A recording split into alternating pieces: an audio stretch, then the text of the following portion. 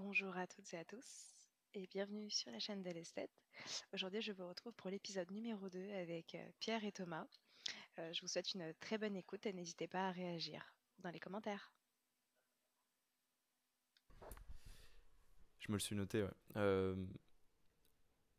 Donc je reboucle un peu avec ce que tu disais tout à l'heure sur, sur ces hommes qui disent mais c'est compliqué de réussir à passer le cap aussi pour aller vers les femmes. Peut-être. Bon. Alors, il y a deux choses. D'abord, je pense que les rapports hommes-femmes sont complexes. Voilà. Le public ne te voit pas, mais j'ai vu tes grands yeux s'ouvrir, s'écarquiller. Mais évidemment, c'est très complexe et ça le restera. Donc, i- ouais, je pense. Enfin, ouais, peut-être. Mais en tout cas, bon, moi je pense que par nature, si tu veux, comme je pense aussi qu'on est foncièrement différents, euh, hommes et femmes, femmes et hommes, notamment biologiquement, mais du coup ça entraîne d'autres aspects, mais peu importe. Euh, c'est difficile de rentrer en contact avec l'autre et de rentrer dans cette intimité, en l'occurrence qui est la sexualité. Mais il y a aussi, je pense, dans le monde moderne, postmoderne, peu importe comment on l'appelle, un rapport de ce que veut dire l'homme et ce que veut dire la femme qui a beaucoup changé. Alors d'abord, ça peut être difficile d'être un homme aujourd'hui, mais aussi beaucoup d'hommes ne savent plus ce que ça veut dire d'être un homme, quoi. Et face à une femme qui ne sait plus ce que c'est que d'être une femme, c'est difficile d'établir cette connexion et ce rapport qui pourrait être un peu simple que de se rencontrer et de profiter de la chair ensemble, quoi. Voilà. Donc je sais pas où tout ça nous mène, mais c'est pas toujours évident. Moi, bon, je suis un mec, je suis un peu un hater parfois aussi. Avec les femmes, je suis un peu dur parce que j'ai un ego, parce que je suis frustré, parce que voilà, comme tout le monde. Tu ne vas pas quand même, Pierre, jusqu'à l'incélisme, tout de même. Je crois pas encore être un incel, non. Non, heureusement. Non. Mais parce que j'ai aussi la chance d'avoir certains attributs physiques. Dit comme ça, dit comme ça, c'est terrible. Pardon, pardon. Non, non, mais c'est-à-dire que je suis pas un incel par définition parce que je m'inscris dans ce que je considère être un homme au sens masculin du terme. Voilà. Et qu'évidemment, même si la société tend à nous en départir, euh, ça reste intrinsèquement ce qui plaît aux femmes. Voilà. Donc évidemment, par cet aspect-là, plaît aux femmes. Voilà. Mais c'est pas quelque chose qui est forcément toujours conscientisé, choisi, développé. C'est difficile. C'est-à-dire que, on en parlait, mais un mec qui n'a aucun attribut physique, masculin, viril, etc. En gros, un phasme émasculé, euh, c'est difficile d'aller chercher la femme, quoi. Voilà. Parce que la femme ne s'intéresse pas à cet homme-là. Euh, et il est difficile de devenir quelqu'un d'autre, quoi. Donc ça nécessite, on revient un peu au début de notre discussion, mais une énorme discipline, beaucoup de détermination pour se développer personnellement, physiquement, intellectuellement. Et en fait, finalement, retrouver des attributs qui nous ont pas été donnés euh, de naissance, quoi, finalement, ou par la génétique, ou pas, bon, peu importe, et aller les chercher soi-même. Alors peut-être qu'on en tire grand bénéfice finalement, et grand mérite et grande rétribution, mais ça demande un effort surhumain en réalité. Voilà. Très intéressant. Donc, si je résume, Pierre, pour toi, être un homme dans sa masculinité, dans son énergie d'homme, c'est difficile. C'est un travail qui doit être fait. C'est pas acquis. Bien sûr qu'il y a la génétique, mais pour toi, c'est difficile. Mais moi, je voudrais dire, si c'est ce que tu me diras après, si j'ai bien compris, euh, je veux pas dire qu'être une femme c'est difficile, même si ça l'est, mais c'est du travail aussi. Bien évidemment qu'il y a la génétique, mais il y a énormément de codes sociaux qu'on accepte ou non. Le fait d'aller chez le coiffeur, de se faire les ongles, d'avoir un corps qui convient, donc de faire du sport, de savoir quoi manger, s'alimenter, les produits de beauté. énormément de travail pour une femme aussi. Et il y a beaucoup de femmes d'ailleurs et beaucoup d'hommes qui rejettent justement tout ce travail qui doit être fait pour plaire à l'autre sexe. Mais c'est d'ailleurs en philosophie stoïcienne principalement, c'est l'inconfort qui nous amène la réussite. C'est pas par le confort qu'on réussit notre vie. Et c'est d'ailleurs dans l'inconfort qu'on découvre qu'on devait passer par là et c'est ce qui était nécessaire. Par exemple, la séance de sport, elle va nous amener de l'inconfort pendant, mais après on a toute la dose d'endorphine et de multiples hormones qui nous amènent du coup la sérénité. Et après une séance de sport, on se sent vivant. On se sent un peu comme après un rapport finalement. Après avoir fait l'amour, on se sent vivant, on se sent rassasié de quelque chose. C'est pas dur avant. C'est une forme d'effort. C'est vrai. Je ne sais plus où j'en étais avec cette blague. Mais je réagis si tu veux à ce que tu disais. Sur le fait d'être une femme, on ne naît pas femme, on le devient. Les deux. On est femme. On connaît cette citation, tu la connais, qui est plutôt utilisée à d'autres fins d'habitude. Mais peut-être qu'on ne naît pas homme et qu'on le devient aussi. Et d'ailleurs, je pense que c'est le cas. En réalité, alors, bon, par rapport au grand pan de la masculinité, aujourd'hui, la société tend à déconstruire ça, à déconstruire tout. Mais il est bien connu que ça soit dans nos histoires à nous, occidentales, mais partout dans le monde, en fait, l'homme devient homme par le rite, euh, par l'effort, par le dépassement de soi, en prouvant en fait finalement à la communauté, à sa communauté, au monde auquel il appartient, qu'il est un homme en mettant en valeur certains attributs ou certains aspects de ce qu'il est en tant qu'homme. Voilà. Donc la force, la confiance, la puissance globalement, le leadership. Voilà. Et tu obtiens ton statut social d'homme à travers ces éléments-là. Aujourd'hui, comme on ne veut plus justement faire de l'homme un homme dans ce qu'il représente dans le masculin, dans le viril, on n'a plus de rite, donc on ne devient plus homme, et donc on n'a plus besoin de devenir homme aussi. Voilà. Donc évidemment, c'est un effort. C'est ce que tu disais, pour devenir une femme, je pense que chaque être humain a tendance finalement à se vautrer dans le confort facilement. Aujourd'hui, tout n'est que confort, quoi. Je veux dire, tu ouvres le robinet, il y a de l'eau qui coule. Si t'aimes pas l'eau froide, elle peut être chaude. Il y a de l'électricité sans arrêt, non-stop. Si t'as faim, tu peux manger. Évidemment, l'humanité s'est construite dans l'inconfort, dans le fait de devoir vivre, parfois même survivre, et donc se dépasser, quoi. On continue, d'ailleurs.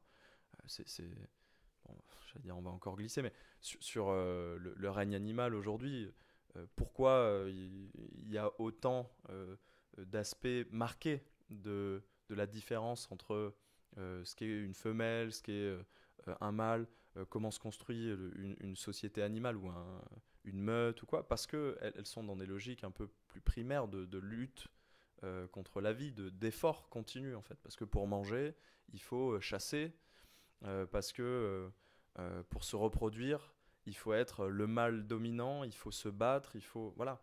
Et en fait aujourd'hui c'est plus le cas, sauf, et je reboucle avec le sujet, sauf dans le rapport homme-femme, qui lui, finalement, même si les représentations qu'on a des uns et des autres ont changé, reste le même. C'est-à-dire qu'il est toujours dans une inclinaison de la femme à aimer un certain nombre des attributs, finalement, masculins et virils de l'homme. Bon, voilà. Et quand tu n'es plus un homme, bah, tu ne plais plus aux femmes, en fait. Voilà.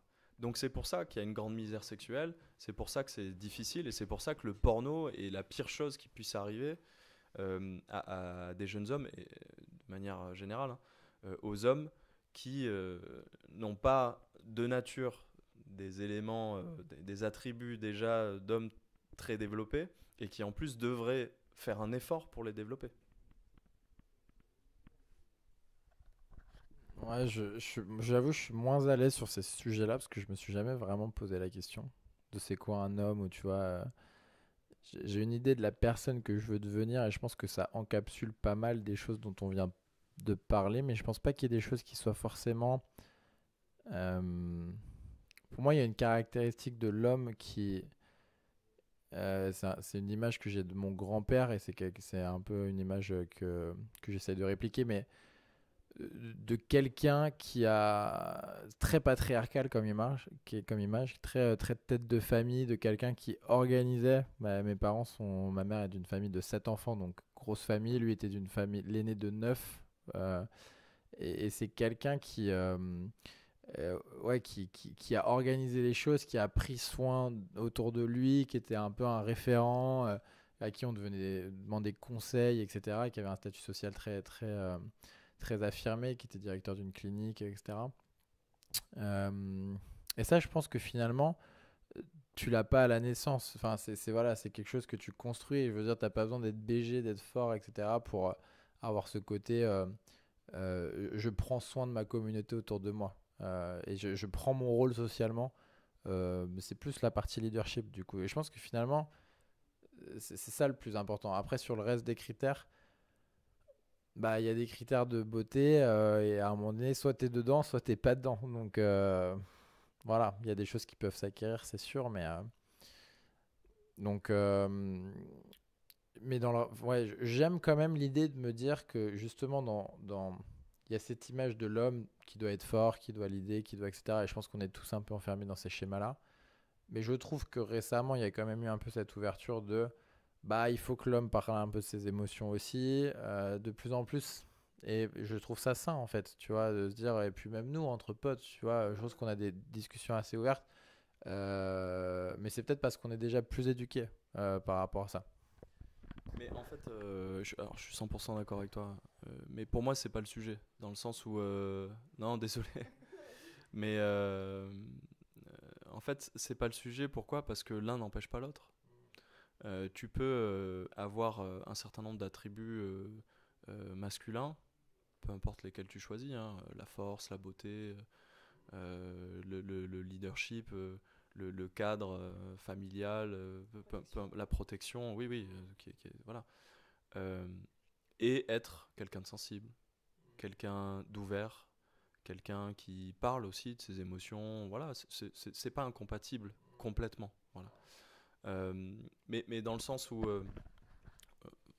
là on parle pas de ce qu'on veut être en tant qu'homme, nous forcément on parle du rapport que l'image qu'on peut projeter de notre masculinité a dans le rapport qu'on a aux femmes, et en l'occurrence à la sexualité, quoi, tu vois. Et c'est ce qui nous raccroche à cette putain de pornographie, quoi, tu vois, voilà. C'est qu'en fait euh, tu oui, tu peux être un homme évolué, un homme. D'ailleurs, je pense pas qu'on a cette chance avec les femmes.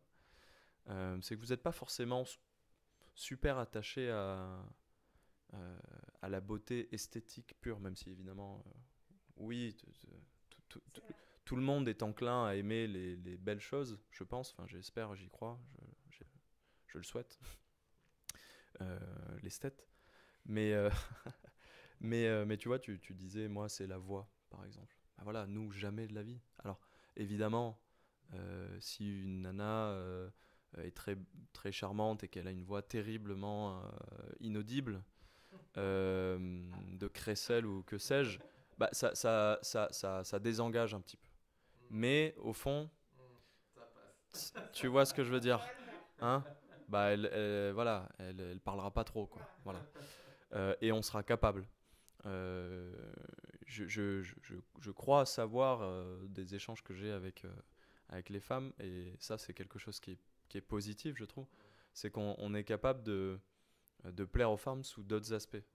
Et c'est ça qui est intéressant aussi dans ce rapport au masculin, c'est qu'en fait, t'es pas obligé d'être grand, super fort, j'entends super fort physiquement, euh, d'avoir la mâchoire méga carrée, d'être très barbu, très poilu, que sais-je, tu vois, d'avoir la voix très très grave. Euh, Tu peux être aussi masculin dans ta capacité à protéger, dans ta capacité à être quelqu'un sur qui on peut compter. Voilà, ça, pour moi, c'est pas, ce sont des traits masculins qui peuvent être universels, hein, qui peuvent être aussi des traits de femmes, quoi, je veux dire. Voilà.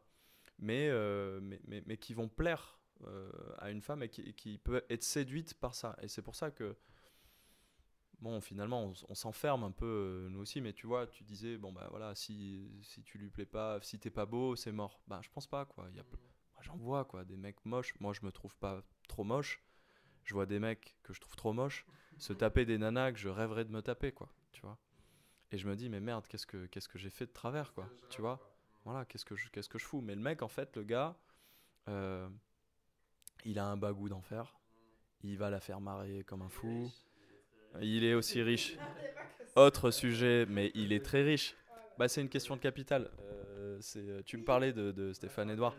Intéressant, parce qu'en fait, bon, on va dériver un petit peu, mais dans le rapport homme-femme, il y a cette question de capital. L'homme représente un capital, il a différents capitaux, l'humour intellectuel, physique, la richesse et le pouvoir, quoi. Globalement, c'est à peu près ça, hein. Je sais pas, il y en a peut-être d'autres, mais et évidemment, bah, il faut que le total fasse 100%.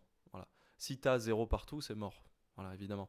Mais je pense que si tu as genre 20% beauté, quoi, et 80%, allez, on va dire humour pour pas stigmatiser les femmes, et leur volonté de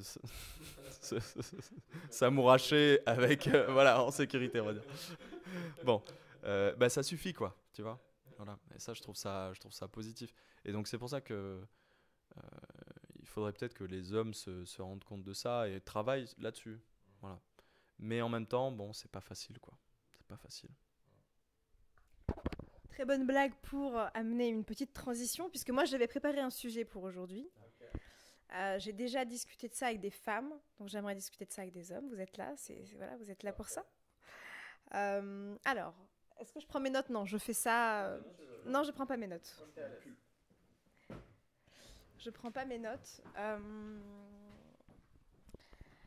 C'est pas grave, je prends le temps de réfléchir à comment j'amène le sujet. C'est pas un sujet fou, hein, parce que sinon vous allez vous attendre à quelque chose de fou.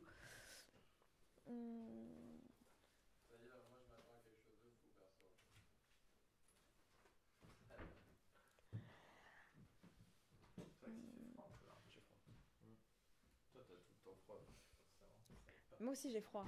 C'est vrai? Oui. Regarde, il y a des petits plaids là. Non, je veux bien mon écharpe, s'il vous plaît. C'est vrai? Oui. Je peux me tutoyer. Non, mais... Je t'en reproche pas. C'est vrai. C'est vrai qu'on est chez vous. Alors oui, j'ai discuté avec... Vous me dites quand c'est bon. Ouais, c'est bon. Moi, c'est bon. Attends, je vais remettre un peu de musique quand même. C'est gênant? Non, ouais, mais pas de musique. Non. Pas de musique. Ok. Je crois que c'était très silencieux. Alors, Quand on parle pas. j'ai discuté donc avec des femmes qui, et même oui avec des hommes aussi, qui parlaient de avoir du mal à assumer une femme.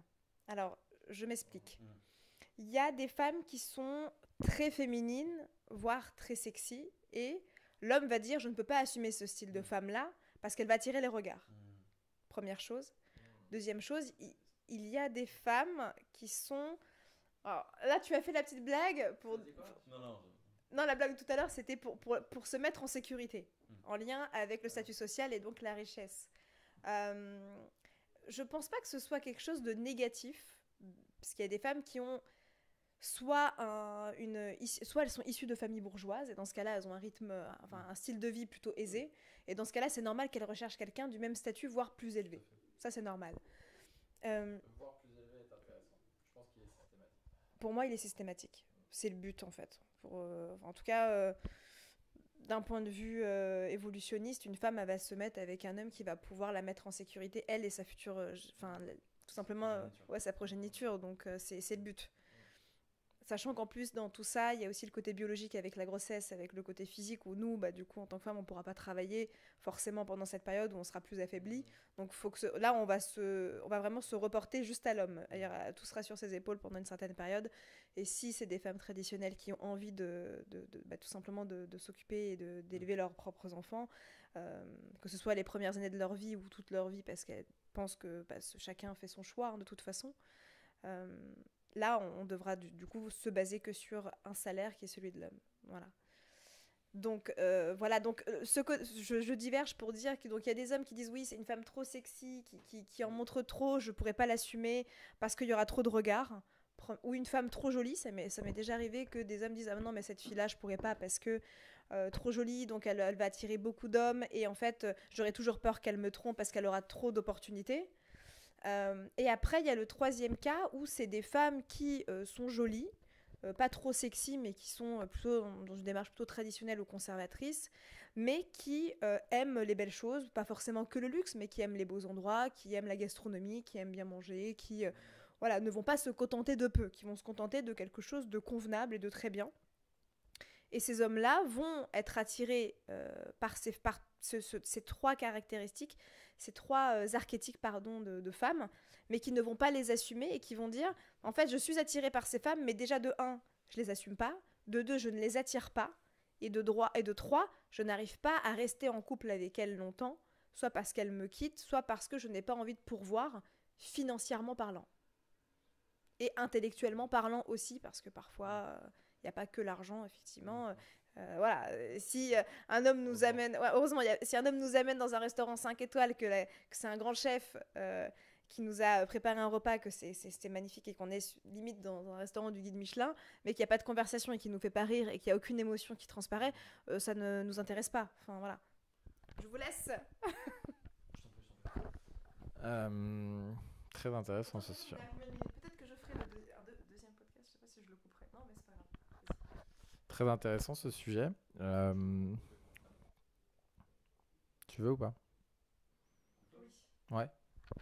Parce que je pourrais pas en faire un podcast aussi long. Mais il faut que je répète tout ce que j'ai dit. C'est pas grave. Si, ça se fait quand même. Tu peux bien un bout. Ça enregistre là?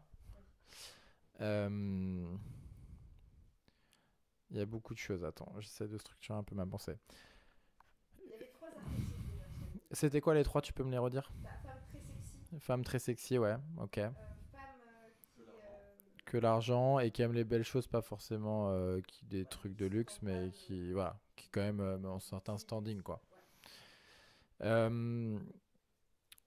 Alors personnellement, je peux être attiré très fort par des femmes très sexy évidemment, mais ça peut vite me cutter quelqu'un de flat qui tu vois qui va rien amener. Tu vois, j'ai eu plusieurs fois des dates cette année où en fait des dates où, où j'arrive et en fait, et ça je trouve ça vraiment, c'est quelque chose qui me démarre moi personnellement, où il y a ce truc où là où l'homme doit tout faire, où tu dois amener la conversation, les vannes, l'humour, payer, et c'est complètement attendu et donc j'aime bien une certaine forme d'équité ou d'égalité dans la relation, en tout cas de réciprocité.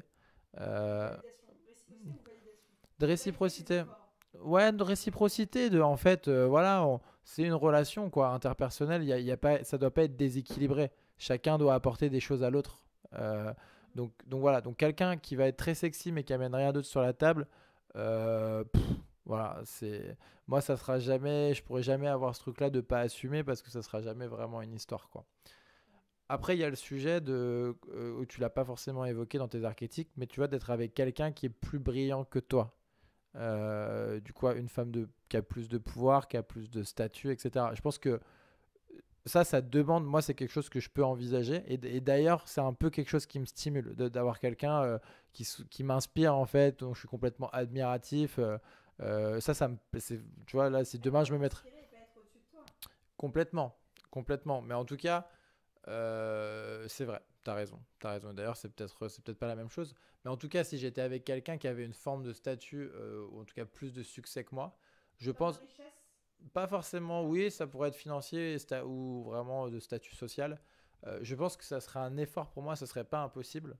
Mais je pense que c'est quand même un effort intellectuel de se dire. Enfin, forcément, en tant qu'homme, c'est l'inverse du stéréotype qui est attendu. Donc. Ça demande un petit peu quand même, à mon avis, de réflexion et de reconstruction, de se dire en fait c'est ok, je l'assume je pense. Donc voilà. Et non, le troisième archétype, C'était quoi le troisième? c'est Pardon. les femmes qui, du coup, vont s'attendre, soit parce qu'elles sont issues de la bourgeoisie, Ouais. soit tout simplement, elles ont acquéri un certain statut social Mm. qui font qu'elles aiment ces choses-là. Ça ne veut pas dire que c'est intéressé, c'est si Mm. elles aiment, pour diverses raisons. Bah, en fait, c'est ce qu'elles. Enfin, c'est compliqué. La question, c'est est-ce que je les assumerais? Est-ce que j'assumerais être avec une personne comme ça? En fait, la question, c'est surtout...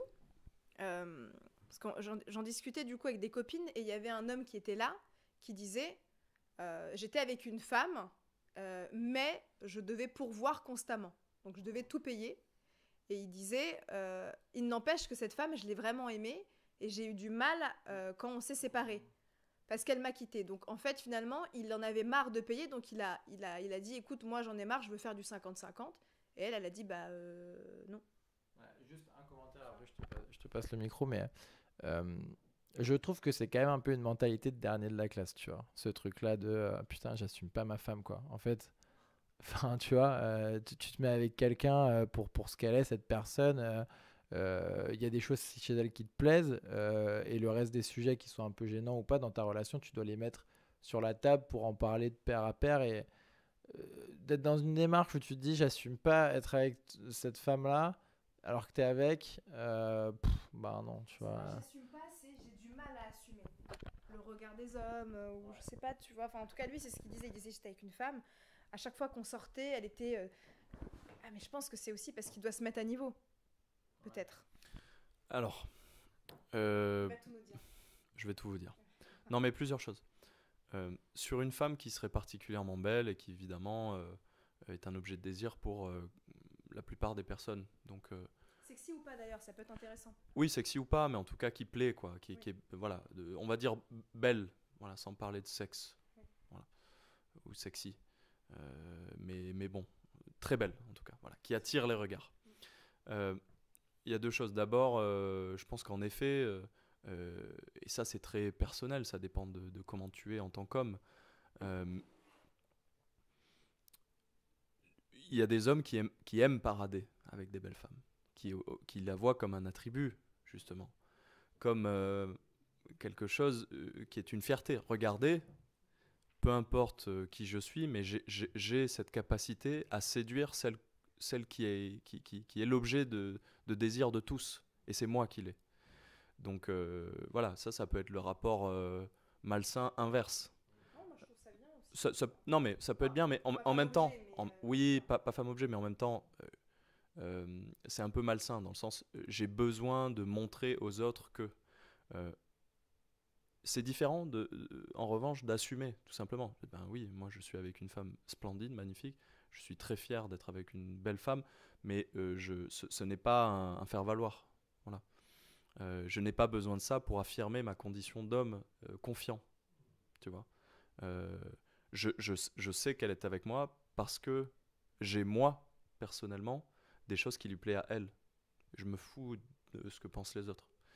Alors après, oui, c'est vrai que, bon, là, c'est l'ego qui rentre en jeu, mais se balader, j'ai eu déjà cette sensation, c'est particulier, hein, d'être avec une fille et de voir que les regards que d'habitude toi tu poses sur les autres sont posés sur la tienne, entre guillemets, enfin celle que tu aimes et qui t'aime en retour. Voilà.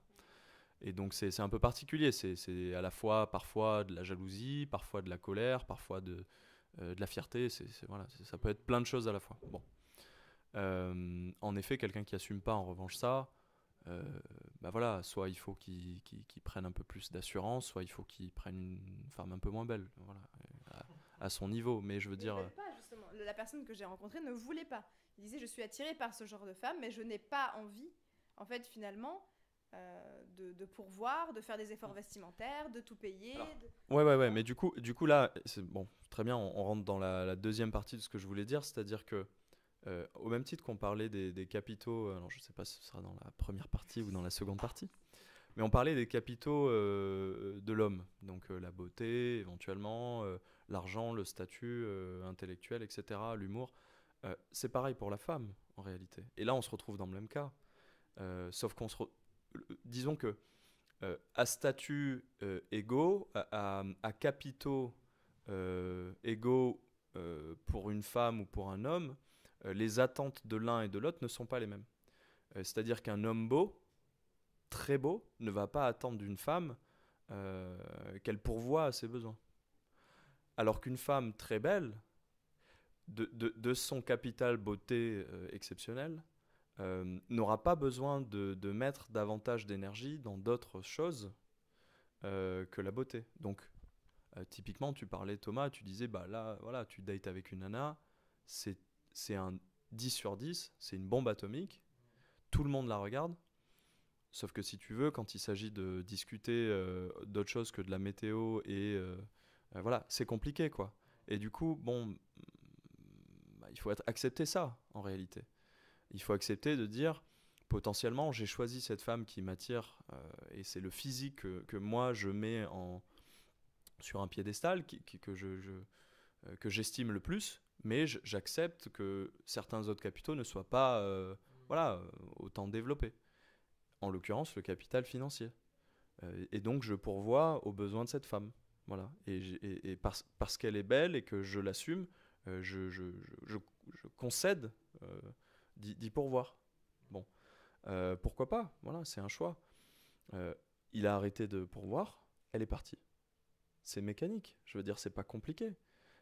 Mais c'est terrible en même temps. Et c'est-à-dire que il veut le beurre, l'argent du beurre, ce monsieur. Donc il veut qu'elle soit belle, mais il ne veut pas pourvoir à sa beauté. Donc il y a un moment donné, en fait... Même, mis à part la beauté, ce qu'elle lui apporte, le soutien, la tendresse. Évidemment. Il y a toutes ces choses-là. Sûrement parce qu'on parle des capitaux. Évidemment qu'on n'est pas dans un rapport parfaitement mécanique, c'est pas 100% et rien d'autre. Évidemment qu'elle peut être absolument magnifique, ne pas gagner beaucoup d'argent par exemple, mais être une femme douce, présente, disponible, à l'écoute, voilà, bien des qualités que de nombreuses femmes n'ont pas et que de nombreux hommes cherchent en réalité et seraient prêts à payer. Et donc s'il arrête de payer, entre guillemets, hein, j'aime pas trop dire ça, mais de pourvoir aux besoins, on va dire, c'est quand même plus élégant, elle s'en va. Elle s'en va parce qu'elle va trouver quelqu'un, et il y en a beaucoup, beaucoup, beaucoup, des hommes qui seraient très envieux d'avoir à leurs bras une femme aussi belle, aussi douce, et qui, voilà, eux, paieraient pourvoiraient sans problème, voilà, d'un point de vue financier. Donc, c'est une question d'équilibre des rapports, de qu'est-ce que l'un veut, qu'est-ce que l'autre attend. Et il faut accepter. Alors il y en a qui n'aiment pas trop ces mots de concession, compromis, etc. Bon, en réalité, je pense que le rapport homme-femme, c'est ça. C'est-à-dire c'est évidemment une co-construction, mais c'est aussi une entente à un moment donné de ce que l'autre est dans son entièreté. Moi, voilà, c'est vraiment un truc là, tu vois, pour le coup, personnellement, que je recherche. Et c'est pour ça que c'est compliqué. Mais c'est de trouver quelqu'un qui nous accepte dans notre entièreté. Donc, avec tous nos capitaux et toutes nos capacités à ou pas pourvoir aux besoins de l'autre. Et une fois que ça c'est clair, les choses se font, je pense, assez naturellement, quoi. C'est un accord tacite. Je suis d'accord avec ça. Et tout à l'heure, tu disais que la personne ne voulait pas faire l'effort de s'habiller, faire l'effort de machin. Mais du coup, bah, c'est pas lui en fait. C'est pas sa personnalité. Donc ça veut dire que là, je dois me transformer pour avoir cette femme-là et du coup un peu me renier moi-même ou en tout cas pas être complètement fidèle à moi-même. Donc moi je rejoins complètement ton point de vue qui est de dire en fait oui, tu dois rencontrer une personne. Alors peut-être qu'elle est incroyablement belle ou pas, peut-être que toi t'es incroyablement beau ou pas, mais à un moment donné il y a une rencontre et il y a un truc de bah ok, ça match et je t'accepte aussi pour ce que tu es. Et c'est là où derrière tu crées de la loyauté, tu crées de la fidélité, et c'est cette connexion là qui fait que en fait elle est avec toi et elle va pas se barrer même le jour où tu arrêtes de payer, quoi. En fait, c'est plutôt dans le sens où les hommes s'intéressent à ce style de femme, mais ils savent ils savent quel style de femme cette femme est, ils signent au début, et après, ils vont pas vraiment jusqu'au bout. Donc, comme tu me disais, comme tu le disais, Pierre, c'est vouloir la crémière, le champ, voilà, si tu veux. Et ne pas assumer derrière. Mais c'est surtout, je pense aussi que c'est par rapport à la société actuelle où il y a le féminisme qui pousse aussi les femmes à accepter le 50-50 ou à accepter... Parce que lui disait, mais elle a un salaire. Pourquoi moi, je devrais? Donc il y a beaucoup d'hommes aussi qui n'acceptent pas leur... j'aime pas dire... Pour moi, c'est leur rôle. Mais parce qu'en général, la femme gagne beaucoup moins. Alors bien évidemment, on pourra rentrer dans un débat. Hein, bien évidemment, c'est pas le même salaire, c'est pas le même travail, c'est pas le même nombre d'heures, bien sûr. Évidemment. Pardon. Ouais, en fait, bon, alors évidemment, le 50-50, bah, souvent en réalité, parce que tu dis ça, mais je pense qu'aujourd'hui, je demanderais aux femmes que je connais qui m'entourent et à 90%, si ce n'est plus, des femmes de notre génération, si tu lui dis non, mais arrête de travailler, moi je pourvoirai, elle te dit bah non, moi je travaille, je veux travailler, être indépendante, gagner mon salaire, et d'ailleurs je gagnerai peut-être plus que toi. Voilà, bon. Donc ça c'est un point. Ouais, ouais. Mais le deuxième point, c'est aussi que en réalité, je pense que ces gens-là, et ces hommes-là surtout, ils s'idéalisent, ils idéalisent aussi quelque chose qui est que être avec quelqu'un et l'aimer, c'est forcément être avec la plus belle femme du monde, ou que sais-je. Il faut réussir à se détacher un peu de ça, c'est dur. Et encore une fois, c'est marrant voilà, comme le titre du podcast, mais je me considère comme un esthète parce que je pense que la beauté est essentielle. Et évidemment, je considère que la femme qui m'accompagnera sur la suite de ma vie doit être belle. Mais belle à mes yeux, j'ai pas besoin que ça soit la plus belle du monde. Voilà. Et donc peut-être que voilà, tout le monde ne se retournera pas sur elle. Et tant mieux ou tant pis, mais en tout cas suffisamment pour que. Bon, et en fait, ces mecs-là, ils veulent le beurre et l'argent du beurre, mais surtout, ils savent pas ce qu'ils veulent en réalité. Voilà. Je pense qu'ils comprennent pas ce qu'ils attendent d'une femme, ce qu'ils attendent d'un rapport avec elle, d'une vie de couple, voilà. Et donc nécessairement ils se méprennent, nécessairement ils désengagent peut-être l'aspect financier ou d'autres aspects. Souvent chez les hommes ça va être l'émotionnel plutôt, ces choses-là aussi, hein, dans lesquelles on n'est pas toujours très bon. Et en fait évidemment ça va créer un déficit dans le rapport qu'on va avoir avec les femmes, et ça va pas fonctionner. Voilà. On est un peu cassé, hein, ça c'est un truc alors ouais, du porno, mais en fait de tout, hein, mais de plein de choses. J'en suis venu à cette conclusion là il y a pas longtemps, bon, via mes dernières expérimentations relationnelles peu fructueuses. Et bon, j'essaie de réfléchir après parce que bon, c'est facile de dire on s'y remet, puis on continue, puis sans jamais comprendre, etc. Voilà, introspectons. Mais j'ai beaucoup introspecté et je me rends compte que c'est pas toujours moi en fait aussi, hein. Et j'ai l'impression, alors là en l'occurrence je vais parler des femmes, je pense que, et on en a parlé avant, peut-être dans la première partie, euh, sur le fait que notre rapport en tant qu'homme à la masculinité était très désordonné, très amoché, que la pornographie nous cassait globalement la tête. Voilà, bon. Pour les hommes, il y a cet aspect-là, on pourrait le développer sur d'autres, mais peu importe. Mais je pense que les femmes sont brisées aussi, quoi. Je m'en rends compte, là, notre génération, c'est terrible. Enfin, moi, c'est l'impression que j'ai. Alors, c'est sûrement pas ton cas, justement, parce que tu prônes ces aspects-là. Mais elles sont cassées, pourquoi ? Parce que en fait, alors, j'aime pas trop dire la société, mais en vrai, un petit peu, les mœurs, quoi, voilà, enfin. En tout cas, la pensée de ces dernières décennies, on va dire, hein, a amené la femme vers la volonté et la nécessité absolue de devoir s'émanciper, pas de l'homme simplement, mais de ce qu'elle était en tant que femme, dans sa nature profonde. Parce que finalement, c'est un peu la poursuite, c'est-à-dire que quand si tu dois travailler pour être indépendante, si tu dois être aussi forte que les hommes, si tu dois, eh ben nécessairement, si tu veux être comme les hommes, tu te détaches de ce que tu es en tant que femme. Donc tu n'es plus une mère, donc tu n'es plus exactement dans le même rapport à la sensibilité, aux choses, aux hommes peut-être aussi.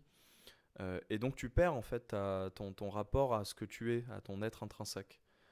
Et je pense que les femmes de notre génération sont perdues entre cette volonté qui est maintenant inscrite dans nos mœurs et dans les dictates de l'idéologie voilà, moderne, qui est qu'il faut absolument que la femme soit comme ça, etc. Mais qu'au fond, elles sont aussi des femmes et qu'elles sont en lutte permanente, en fracture permanente avec leur être profond, et qu'au lieu de l'embrasser vraiment avec bienveillance, et c'est ce qu'on disait, on peut être dans une forme de conservatisme et être dans le progrès. On peut accepter d'être une femme dans ses traits et dans ses marqueurs forts, biologiques ou autres, tout en étant une chef d'entreprise peut-être, ou en étant indépendante intellectuellement, etc. Je veux dire, on n'est pas obligé de régresser non plus, on peut être les deux.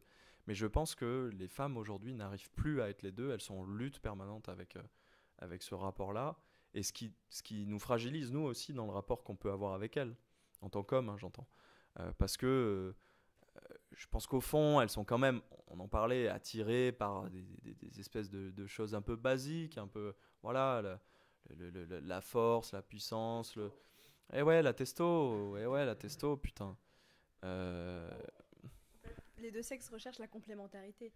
Exactement, une forme de complémentarité. Et c'est naturel, en fait. Attention, le mot naturel, hein, c'est pareil. Et c'est biologique, en réalité. C'est la nature des choses, du monde, voilà. Et on veut absolument, c'est notre condition d'humain, se défaire de la nature, de notre propre nature, pour aller vers autre chose. Mais je pense qu'il ne faut pas l'oublier. Je pense que finalement, réussir à la transcender, c'est aussi l'embrasser complètement. Voilà. Parfait, on va peut-être clôturer sur peut-être des conseils pour des hommes qui seraient peut-être dans une recherche de masculinité. Est-ce que Pierre, le grand frère de Thomas, c'est un peu comme ça que je te vois maintenant à la fin de toute cette discussion. On a l'impression que tu amènes Thomas vers le côté discipline, masculinité, etc. Est-ce qu'il y a des conseils peut-être pour les hommes qui nous écoutent pour se reconnecter, des choses qu'il faudrait faire déjà pour l'être plus, pour être plus connecté à cette partie masculine? Et peut-être Thomas... de peut-être donner des conseils sur quand peut-être on est pareil, des conseils pour se reconnecter sans vraiment changer qui on est. Bah, moi, ma ligne de vie, c'est déjà rentrer en introspection.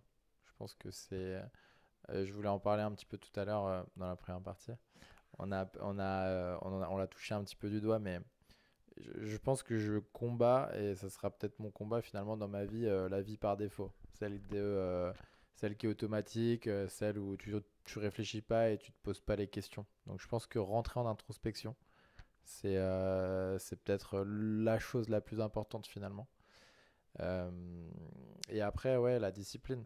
La discipline d'aller au bout de ses idées, d'aller au bout de ce qu'on a envie de faire, de ses rêves, de visualiser ce qu'on veut faire, et puis ensuite de l'implémenter de manière routinière, quotidienne. Pour moi, je crois qu'en ça, finalement, c'est la répétition qui fait la qualité.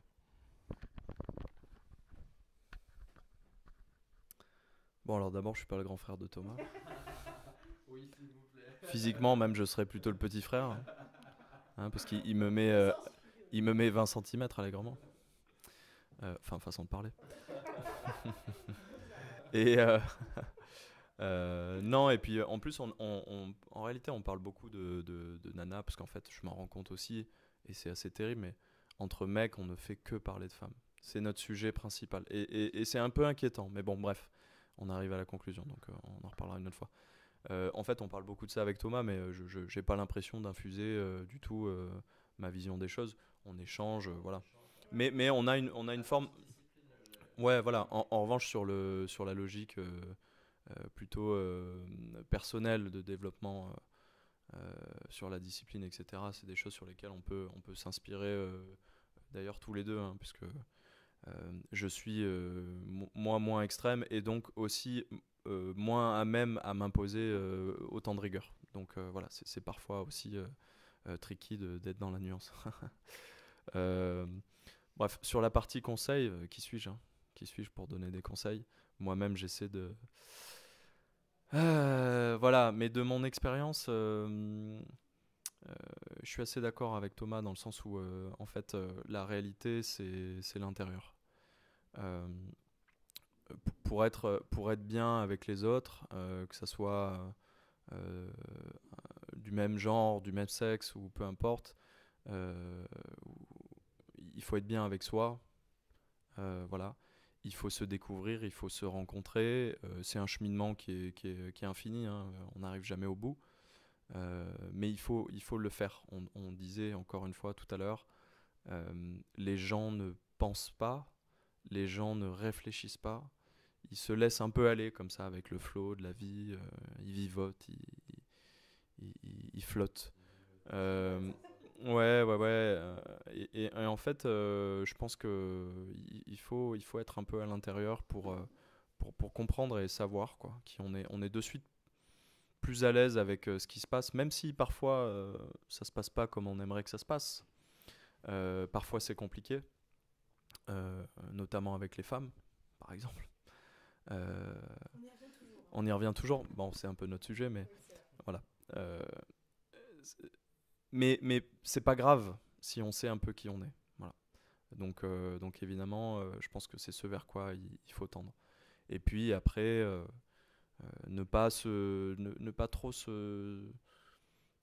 être dur avec soi-même, mais quand même s'imposer aussi une forme de discipline, se tirer vers le haut, quoi. Voilà. Mais ça fait du écho avec l'introspection, hein. C'est-à-dire que moi j'aime bien Esprit Saint dans Corps Saint, hein, vraiment là.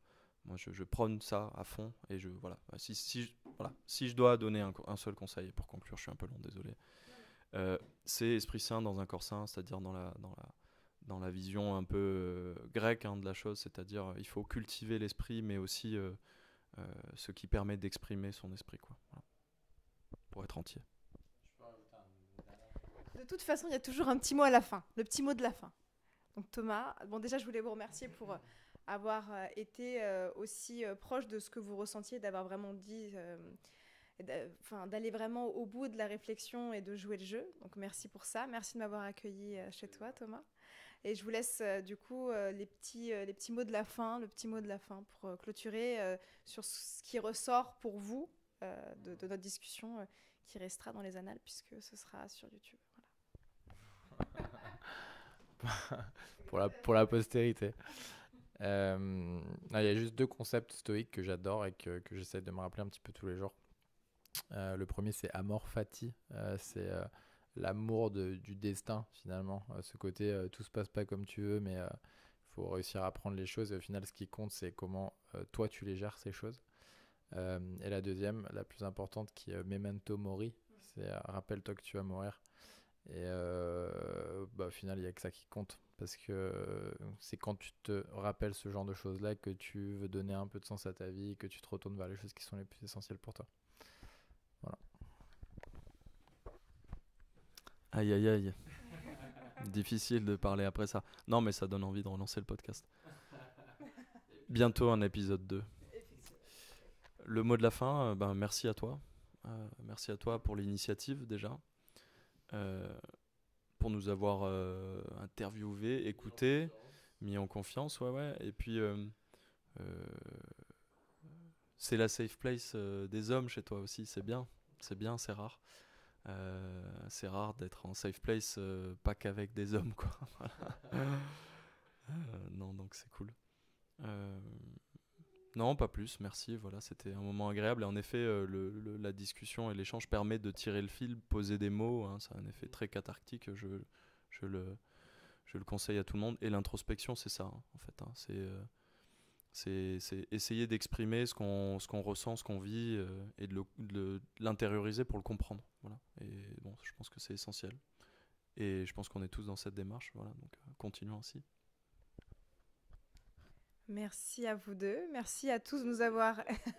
Merci à tous de nous avoir. À toutes et à tous de nous avoir écoutés. Si vous êtes encore là, bien évidemment. Je vous souhaite une très bonne fin de journée, très bonne soirée. Si c'est à ce moment-là que vous nous écoutez, c'était l'Esthète. À très bientôt pour un prochain podcast.